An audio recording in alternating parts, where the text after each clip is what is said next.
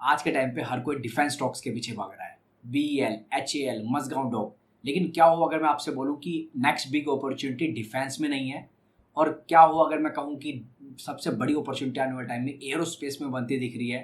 क्योंकि इंडिया है ना, सिर्फ वेपन्स ही नहीं खरीद रहा, इंडिया ट्राई कर रहा है कि पूरा एरोस्पेस इकोसिस्टम बनाया जाए। फिर चाहे एयरक्राफ्ट की बात हो, रडार्स की बात हो, फाइटर एयरक्राफ्ट की बात हो, इलेक्ट्रॉनिक वारफेयर सिस्टम की बात हो, ड्रोन्स की बात हो, स्पेस सिस्टम की बात हो, और चाहे एरोस्पेस कंपोनेंट्स को एक्सपोर्ट करने की बात हो, तो ये इंडस्ट्री बहुत बड़ी बनती जा रही है। और अगले 10 साल तक ये इंडस्ट्री इसी स्पीड से अगर ग्रोथ करती चल जाए, नई नई अपॉर्चुनिटीज में अगर आती चल जाएगी, तो इसमें कुछ बहुत ना के बराबर जिन स्टॉक्स को आप जानते हो वो स्टॉक बहुत बड़ी कंपनियां बन सकती है। और आज की वीडियो में इस पूरी थीम पे हम बात करेंगे कैसे ये थीम बहुत बड़ी बन सकते हैं आने टाइम में। साथ में 3 केस स्टडी भी मैं आप लोगों से डिस्कस करने वाला हूं। तो शुरुआत करते हैं वीडियो की।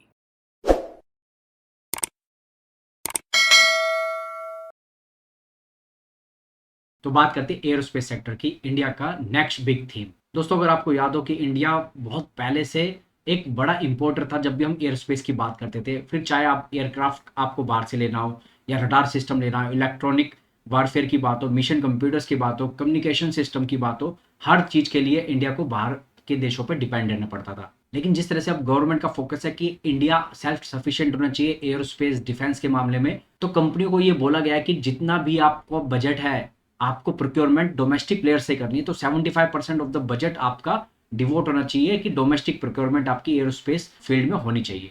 और दूसरी तरफ डिफेंस का जो एक्सपोर्ट का बिजनेस है वो भी बहुत स्पीड से बढ़ता जा रहा है। और अब खाली गवर्नमेंट प्लेयर्स को ही सप्लाई कर रहे हैं ऐसा नहीं है, जो प्राइवेट प्लेयर्स है वो एक्सपोर्ट भी बहुत स्पीड से अपना बढ़ा रहे हैं। और एक रिपोर्ट के अनुसार लगभग 38,000 करोड़ का तो ये एक्सपोर्ट की अपॉर्चुनिटी ऑलरेडी हो चुकी है, और ये आगे अभी भी काफी स्पीड से ग्रो कर रही है। अब जब भी हम एयरोस्पेस का नाम लेते हैं तो इसमें सिर्फ फाइटर जेट्स नहीं आते, इसमें आपके radars, avionics, electronic warfare, satellite system, aerospace structure, communication system, missile electronics, drone system, ये सब एरोस्पेस का ही पार्ट है। तो एरोस्पेस अपने आप में बहुत बड़ा सेक्टर है, और ये इंडिया अब जो काम कर रहा है कि पूरे इकोसिस्टम पे काम कर रहा है, खाली डिफेंस पॉइंट ऑफ व्यू से नहीं, बिल्कुल अपने आप को सेल्फ सफिशिएंट प्लस और एक्सपोर्ट की अपॉर्चुनिटी भी इस फील्ड में आगे बढ़ती रहे, इस हिसाब से इंडिया इस पर काम कर रहा है। और दिन प्रतिदिन जिस तरह के हालात चल रहे हैं, अभी जियोपॉलिटिकल टेंशन चल रही है, तो हर कंट्री को ये लग रहा है कि हमें अपने डिफेंस के लिए खुद खड़ा होना पड़ेगा, डिफेंस के लिए सेल्फ सफिशिएंट होना पड़ेगा। चाहे फिर यूरोपियन कंट्रीज हो, वेस्टर्न कंट्रीज हो, उनको सबको ये लग रहा है कि हम ज़्यादा डिपेंड नहीं रह सकते, किसी एक दो डेवलप्ड कंट्री पर डिपेंड नहीं रह सकते हैं।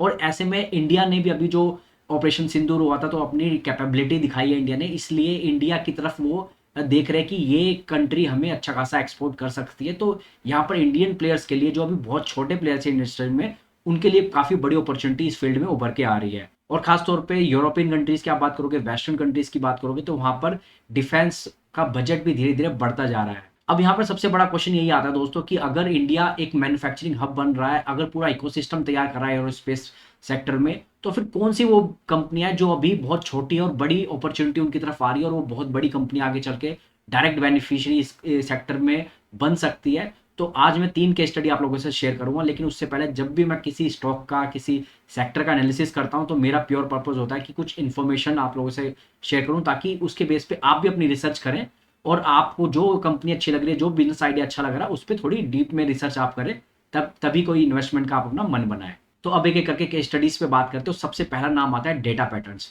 दोस्तों, डेटा पैटर्न्स की अगर आप बात करोगे तो इसका सबसे बड़ा मोट है कि ये कंपनी खाली मैन्युफैक्चरिंग नहीं करती है, ये मैन्युफैक्चरिंग के साथ साथ डेवलप भी करती है, पूरा एक इकोसिस्टम ये प्रोवाइड कराने में, और साथ में सर्विसेज भी प्रोवाइड करती है। और खासतौर पे अपने आप को हाल फिलहाल में कंपनी ने एक fully integrated defence and aerospace electronic company बन के उभारा है। और इसकी अगर आप बात करोगे तो इसकी जो एक्सपर्टाइज है वो रडार्स बनाने में, इलेक्ट्रॉनिक वारफेयर में, कम्युनिकेशन सिस्टम में, एवियोनिक्स में और सैटेलाइट इलेक्ट्रॉनिक्स में काफी ज्यादा महारत इनको डेटा पैटर्न्स को हासिल है। और इनके पास लगभग 3 डिकेड से भी ज्यादा का इंजीनियरिंग एक्सपर्टाइज है। आप इनके प्रोडक्ट पोर्टफोलियो देख सकते हो, जो मैंने आपको बताया, डिफरेंट प्रोडक्ट पोर्टफोलियो अगर एरोस्पेस सेक्टर में आप बात करोगे। और कस्टमर आप देखो, मेजर कस्टमर अभी भी इनके गवर्नमेंट कंपनीज ही है, लेकिन धीरे धीरे एक्सपोर्ट का पोर्शन भी इसमें बढ़ता चला जा रहा है।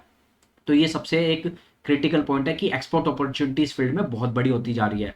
और अगर फ्यूचर अपॉर्चुनिटी की बात करते हो, डेटा पैटर्न्स लगातार अपनी कॉन कॉल्स में बता रहा है कि एयरबोर्न रडार्स में, फायर कंट्रोल रडार्स में, jammer pods, electronic warfare suits, तो इसमें भी इनको बड़ी अपॉर्चुनिटी आने वाले टाइम में दिख रही है। और अभी के टाइम पे जो ये फ्यूचर अपॉर्चुनिटी है, ये लगभग 2,000 करोड़ की विजिबिलिटी इनको दिख रही है, लगातार जो इनका डिफरेंट क्लाइंट से डिस्कशन हो रहा है और मैनेजमेंट भी काफ़ी कॉन्फिडेंट है। मैनेजमेंट ने बोला कि अगले 2 से 3 साल में हम 20 से 25% के कैगर से ग्रोथ करते चले जाएंगे। तो मैनेजमेंट काफ़ी कॉन्फिडेंट है अपनी फ्यूचर की ग्रोथ को लेके। अगर आप इसके फंडामेंटल्स देखोगे तो मार्केट कैप 24,344 करोड़ का है, पी मल्टीपल 88 का, आरओसी 23%, 5 साल का प्रॉफिट ग्रोथ देखोगे आप 37% के कैगर पे ग्रो कर रहा है, सेल्स ग्रोथ 32% के कैगर पे ग्रो कर रही है, डेट फ्री कंपनी है, प्रोमोट होल्डिंग 42% है, डिविडेंड कंपनी ज़्यादा देती नहीं है और फ्री कैश फ्लो इसका 8 करोड़ का है। अब बात करते हैं अगली कंपनी पे। अगली कंपनी है एक्स्ट्रा माइक्रोवेव। दोस्तों अगर इस कंपनी की बात करोगे तो ये कंपनी ने अपने आप को काफ़ी स्ट्रॉन्ग प्लेयर बना लिया है। अगर आप आरएफ एंड माइक्रोवेव स्पेशलिस्ट की बात करते हो जब इंडिया में, और सबसे ज़्यादा जो इनका एक्सपर्टाइज है वो है रडार इलेक्ट्रॉनिक्स में, माइक्रोवेव सिस्टम में, मिसाइल्स इलेक्ट्रॉनिक्स, डिफेंस कम्युनिकेशन और स्पेस सिस्टम में भी। और अगर आप ओवरऑल बिजनेस की बात करोगे तो रडार बिजनेस से लगभग 60% का रेवेन्यू कंपनी जनरेट कर रही है। अब अगर आप इसकी भी बात करोगे तो यहाँ पर भी आपको वही गवर्नमेंट कंपनीज दिखेगी, गवर्नमेंट की एजेंसीज दिखेगी जहाँ पर इनकी मेजर सप्लाई है। लेकिन यहाँ पर भी आप देखो एक्सपोर्ट अब धीरे धीरे 12% कम से कम हो चुका है इनकी। अगर पूरे रेवेन्यू की आप बात करोगे, और इसराइल, सिंगापुर और यूरोपियन कंट्रीज को ये अब काफ़ी अच्छा एक्सपोर्ट कर रहे हैं और एक्सपोर्ट अपॉर्चुनिटी ये कंपनी बोल रही है कि लगातार आने वाले टाइम में काफ़ी स्पीड से बढ़ सकती है। फ्यूचर अपॉर्चुनिटी इनको भी काफ़ी ब्राइट दिख रही है। 2100 करोड़ की ऑर्डर बुक है इनकी, और defence, electronics, aerospace, drone, export market, ये कुछ अपॉर्चुनिटी है जहां पर कंपनी अपने आप को और ज़्यादा स्ट्रॉन्ग करने के लिए कोशिश कर रही है। और अगर गाइडेंस की बात करोगे तो कंपनी ने लगभग 15 से 20% की ग्रोथ का गाइडेंस दिया है।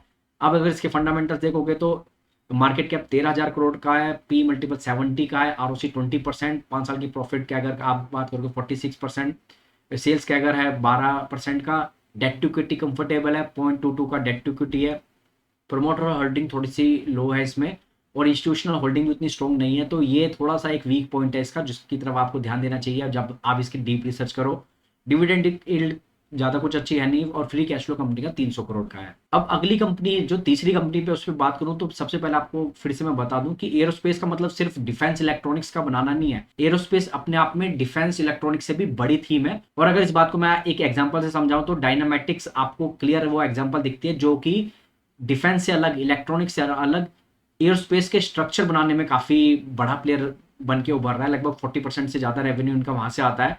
और कंपनी अगर बात करोगे तो काफ़ी ग्लोबल प्लेयर्स है जिनको ये सप्लाई कर रहे हैं, मैन्युफैक्चरिंग कंपोनेंट्स उनके लिए बना रहे हैं, पूरा पूरा स्ट्रक्चर तैयार करके दे रहे हैं उनके लिए। और ये हाईली कॉम्प्लेक्स एरोस्ट्रक्चर बनाने के लिए जाने जाते हैं। और जब हम बोलते हैं कि इंडिया अपने आप को global aerospace manufacturing supply chain में एस्टेब्लिश कर रहा है, तो फिर डायनामेटिक जैसा प्लेयर बहुत क्रिटिकल हो जाता है। और यही वजह है कि सुनील सिंघानिया साहब के जो पीएमएस है उसमें काफ़ी टाइम से 2023 से ही उनकी होल्डिंग इस कंपनी में लगातार बनी हुई है, और थोड़ी सी होल्डिंग उनकी तरफ से बढ़ती भी दिखी है। अभी भी ऑलमोस्ट लगभग 3% का इस कंपनी में स्टेक सुनील सिंघानिया साहब के पीएमएस का है। तो ये कॉन्फिडेंस दिखाता है कि एक बड़ा इन्वेस्टर भी इस एरोस्पेस थीम को प्ले कर रहा है, और डिफेंस और इलेक्ट्रॉनिक्स की बजाय एक एरोस्पेस स्ट्रक्चर मैन्युफैक्चरिंग कंपनी को वो देख रहा है। तो ये पॉइंट भी क्लियर हो जाता है कि एरोस्पेस अपने आप में एक काफ़ी बड़ी थीम है। लेकिन इस थीम के कुछ रिस्क भी है, तो वो मैं आप लोगों से फटाफट शेयर कर लेता हूँ। तो सबसे पहला रिस्क तो यही है कि डिफेंस में प्रोक्योरमेंट काफ़ी टाइम तक चलता रहता है। ऑर्डर तो आपको मिल जाता है लेकिन एग्जीक्यूशन काफ़ी सालों तक चलता रहता है। तो एग्जीक्यूशन डिले होता है, उसकी वजह से कंपनी को हाई वर्किंग कैपिटल मेंटेन करनी पड़ती है, पेमेंट्स भी कई बार अटकती रहती है। तो ये थोड़ा सा इशू रहता ही रहता है। दूसरा, एग्जीक्यूशन का रिस्क मैंने आपको बताया कि इतने बड़े प्रोजेक्ट को अगर आप एग्जीक्यूट करना है, और खासतौर पर डिफेंस सेक्टर के लिए है, तो यहाँ पर बहुत ही कंपनी को बहुत ही ध्यान देना पड़ता है इन प्रोजेक्ट्स पे, क्योंकि यहाँ पर नेशनल सिक्योरिटी का भी इशू आ सकता है। तो एग्जीक्यूशन बहुत रिस्की रहता है, तो बड़े ध्यान से इन कंपनी को एग्जीक्यूट करने पड़ते हैं प्रोजेक्ट्स अपने। तीसरा, ये पूरी थीम बहुत ही हाई वैल्यूएशन पे ट्रेड कर रही है, नो डाउट। वैल्यूएशन हर कंपनी के, एरोस्पेस में बात करोगे, डिफेंस इलेक्ट्रॉनिक्स में बात करोगे, वैल्यूएशन स्काई रॉकेट है, हो चुके हैं अभी के टाइम पे। अगला रिस्क आ जाता है कि एक्सपोर्ट अपॉर्चुनिटी। अभी भी आप देखोगे, बात करोगे आप डेटा पैटर्न्स की, तो सिर्फ 4% का एक्सपोर्ट करते हैं। एक्स्ट्रा माइक्रोवेव की बात करोगे तो वो 11-12% का एक्सपोर्ट करते हैं। तो एक्सपोर्ट अपॉर्चुनिटी अभी धीरे धीरे इवॉल्व हो रही है, और जिस हिसाब के अभी जियोपॉलिटिकल टेंशन चल रही है, वार की सिचुएशन चल रही है, तो ऐसा हो सकता है कि अभी के टाइम पे ज़्यादा ऑर्डर आए, लेकिन जब चीज़ें ठीक हो जाए तो उस टाइम पे फिर ज़्यादा ऑर्डर ना आ पाए। तो थोड़ा आपको ये देखना पड़ेगा कि एक्सपोर्ट किस तरह से इवॉल्व हो रहा है ओवर द ईयर्स, आपको इस चीज़ को मॉनिटर करना पड़ेगा। क्लोजिंग थॉट्स में मैं आपको यही बोलना चाहूँगा कि जब डिफेंस की बात होती है तो हम वेपन प्लेटफॉर्म की बात करते हैं, लेकिन एरोस्पेस अपने आप में बहुत बड़ी थीम है। अगर ओवरऑल आप देखोगे तो इसमें electronics, radars, aircraft, fighter aircraft, communication system, satellite, ये काफ़ी चीज़ें आती है जो इसको एक पूरी बड़ी थीम बनाती है, जो कि मल्टी डिकेडल थीम ये बन सकती है आने वाले टाइम में, जिस हिसाब के इंडिया में भी डिमांड है और एक्सपोर्ट मार्केट में भी काफ़ी अच्छी डिमांड है। तो आज की वीडियो में दोस्तों इतना ही। हमने पूरे एरोस्पेस में क्या अपॉर्चुनिटी है, कुछ केस स्टडी पे भी बात की, और अगर आप हमारी कम्युनिटी से जुड़ना चाहते हैं तो फ्री ऑफ कॉस्ट आप वहाँ पर जुड़ सकते हैं। डिस्क्रिप्शन में आपको हमारे व्हाट्सएप चैनल, टेलीग्राम चैनल का लिंक मिल जाएगा। बहुत सी इंटरेस्टिंग फैक्ट्स और डेटाज मैं वहाँ शेयर करता रहता हूँ। कुछ इंटरेस्टिंग कंपनीज की कौन कॉल भी मैं शेयर करता रहता हूँ, तो लिंक आपको डिस्क्रिप्शन मिल जाएंगे, आप वहाँ से ज्वाइन कर सकते हैं। तो आज की वीडियो में इतना ही दोस्तों। अगर यहाँ तक आ गए तो वीडियो को लाइक कर देना और चैनल को सब्सक्राइब कर लेना अगर पहली बार चैनल पे आए हैं तो। Thank you so much.